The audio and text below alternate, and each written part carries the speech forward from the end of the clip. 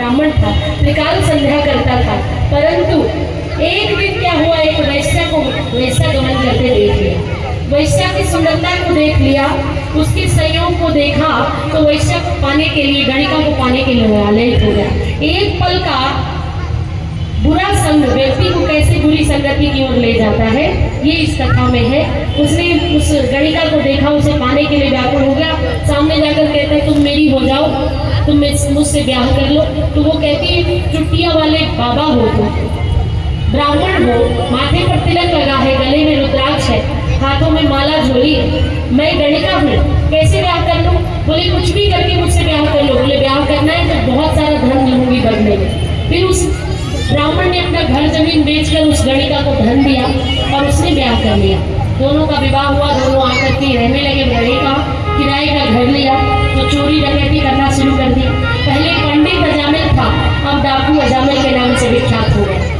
एक ही जन्म में 3 रूप इसके देखने को मिले। पहले था एक पंडित अजामिल, फिर बन गया डाकू अजामिल, और जब जीवन के उत्तरार्ध में वृद्धावस्था आई तो एक कुख्यात डाकू बन गया।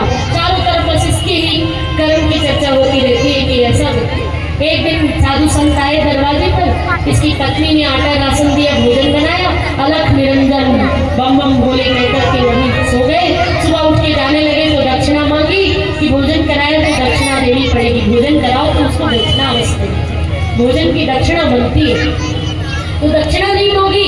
बोले दक्षिणा लेने के चक्कर में कहीं तुम्हारे पति आपको बंदी ना बना ले, आपका सारा सामान ना छीन ले, इसलिए आप तो चुपचाप चले जाइए।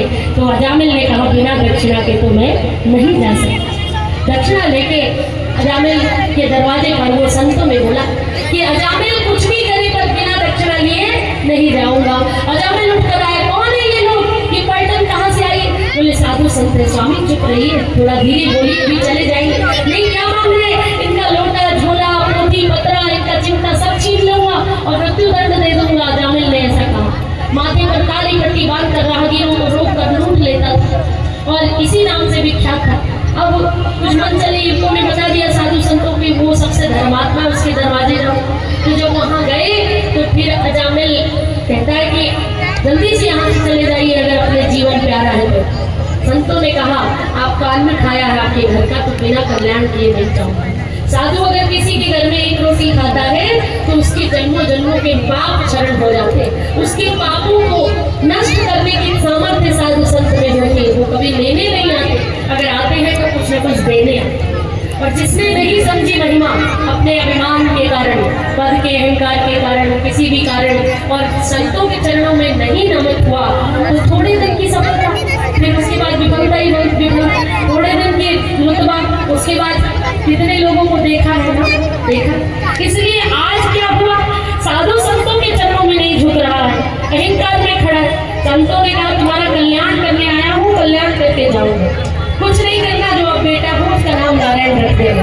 इसकी पत्नी गर्भवती तो कहा चलो इतनी सी तो बात है। पत्नी ने आंख दिखाई, नाम रखने में क्या ही बुराई है। और कितना बड़ा डाकू था वो पत्नी से भी डरता था, कितना ही बड़ा अधिकारी हो, कितना भी बड़ा पद हो, लेकिन अपनी अपनी पत्नी से तो सभी डरते हैं। तो फिर क्या हुआ, अब पत्नी से डर के चुपचाप गया, सो गया, और पत्नी से जो अब बच्चा हुआ उसका नाम नारायण रखा। छोटा बेटा बहुत प्यारा था, नारायण नारायण नारायण नारायण, हर पल बस नारायण नारायण नारायण नारायण। नारायण कहाँ है? नारायण ने खा लिया, नारायण को खेल में गया, नारायण को कपड़े पहनाओ, नारायण को स्कूल भेजो। और धीरे धीरे दिन भर में नारायण इसके मुख से निकलता। अंत समय आया बुढ़ा, अंतिम सांस ले रहा था, तब भी इसने हाथ उठाकर कहा नारायण, और इतने में सांसें अटक गई। भगवान के पार्षद आ गए लेने के लिए, इधर यम के दूत आ गए क्योंकि बुरा कर्म किया था। दोनों में लड़ाई हुई, कहासुनी हुई। भगवान के पार्षद कहते हैं हमारे स्वामी का नाम ले, हम ले जाएंगे, और यम के दूत कहते हैं कि हम इसने पूरे जीवन बुरे कर्म किए, हम इसको ले जाएंगे। आपस में दोनों बात करने लगे। भगवान के पार्षदों ने कहा जाओ पहले अपने स्वामी को बुला कर लाओ। तो यम के दूत गए धर्मराज यमराज के पास, बोले क्या हुआ, उसके प्राण नहीं लाए अजामिल के? बोले कैसे लाते, वहाँ तो आपके भगवान, आपसे भी बड़ा कोई भगवान खड़ा है। भगवान के पार्षद खड़े कह रहे हमारे स्वामी का नाम लिया है, हम इसे ले जाएंगे। क्या कह रहे थे वो लोग? बोले कह रहे थे नारायण का नाम लिया है तो हम ले जाएंगे। अच्छा थोड़ा धीरे बोलो, नरक के जितने भी जीव है सबका कल्याण हो जाएगा। नाम सुनते एक बार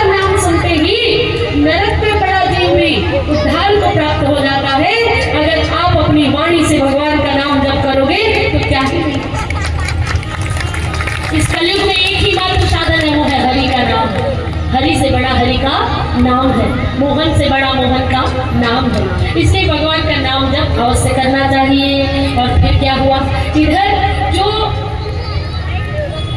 अजामिल था अंततः अजामिल को वैकुंठ धाम भी मिला। भगवान नारायण का नाम लेने से उसके सारे पाप कट गए और उसे भगवान का धाम मिलता है। इसलिए अपने बच्चों का, बालकों का जब नाम रखो तो थोड़ा सोच समझ कर। ज़्यादा मॉडर्न बनने के चक्कर में आजकल लोग नाम क्या रख रहे हैं, टूटी फूटी, स्वीटी, टीटू, टीकू, इसका कोई मतलब नहीं है। लड्डू, गुड्डू, बड्डू, इसका कोई मतलब नहीं है, वही नाम करते। जिस नाम का ही कोई अर्थ नहीं है, उसके जीवन का अर्थ क्या होगा। भगवान के इतने नाम हैं, भगवान के नाम पर नाम रखो। पहले कितने प्यारे नाम होते थे, गंगा, गीता, सरस्वती, गायत्री, गोदावरी, कविता, कितने अच्छे अच्छे नाम होते थे, सरस्वती, दुर्गा, भगवती। अब जो नाम है, बच्चे के नाम भी ठीक से नहीं ले पाते। एक जगह तो मैं गई तो बोले, हमने कहा इसका नाम क्या है बेटी का, बोले भाई ने तुरंत बोला, छोटा सा खड़ा था, बोले मेरा नाम एलेक्स और इसका नाम Alexa. Alexa open the door, Alexa make the food, Alexa play the music. तो एलेक्सा नाम रखिए। अभी जो बच्चे होंगे उनके नाम क्या होंगे, किसी का नाम होगा हैशटैग, किसी का नाम इंस्टाग्राम, किसी का नाम